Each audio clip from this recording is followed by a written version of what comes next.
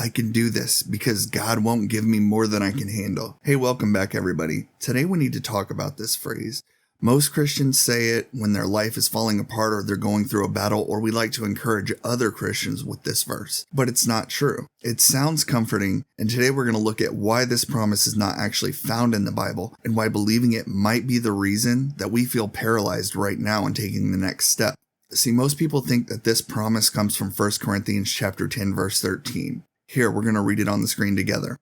No temptation has overtaken you that is not common to man. God is faithful, and he will not let you be tempted beyond your ability. But with temptation, he will also provide the way of escape, that you may be able to endure it.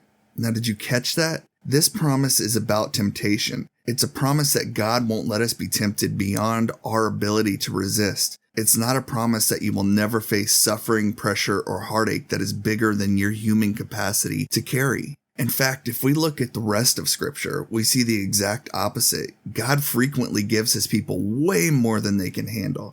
Let's look at 2 Corinthians chapter 1, verses 8 through 9, where the Apostle Paul writes this. For we do not want you to be unaware, brothers, of the affliction we experienced in Asia. For we were so utterly burdened beyond our strength that we despaired of life itself. Now think about that phrase, burdened beyond our strength. That literally means that God gave Paul way more than he could handle. And why? Verse 9 gives us the answer. But that was to make us rely not on ourselves, but on God who raises the dead. And this brings us to the distinction that changes everything. Does God give you more than you can handle?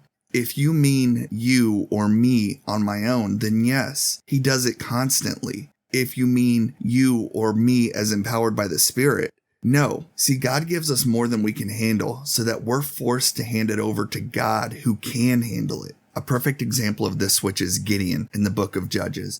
In Judges chapter 6, the Midianites had oppressed Israel to such a point that there was no food left in the land, and Gideon was threshing his grain in a winepress to hide from them. So an angel of the Lord comes to tell Gideon that Gideon is going to lead an army to redeem Israel. And after some back and forth where Gideon argues with the angel of the Lord, in verse 14 it says, And the Lord turned to him and said, Go in this might of yours and save Israel from the hand of Midian. Do not I send you?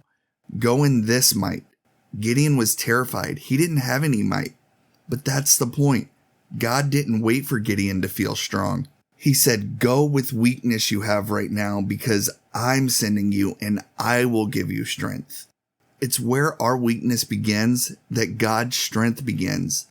If we look at 2 Corinthians chapter 12, verses 7 through 9, Paul is struggling with some sort of weakness and we don't know what it is, but Paul calls it a messenger from Satan. And 3 times he asks God to remove it. And in verse 9, God says to him, My grace is sufficient for you. For power is perfected in weakness. So if you're feeling overwhelmed today, don't panic. It doesn't mean something is wrong. It implies that you are in the exact position where God can take over and where God's strength can be magnified in your weakness. We don't need to feel capable. We don't need to be paralyzed in fear. We need to take the step of obedience with the strength we have and let God handle the rest.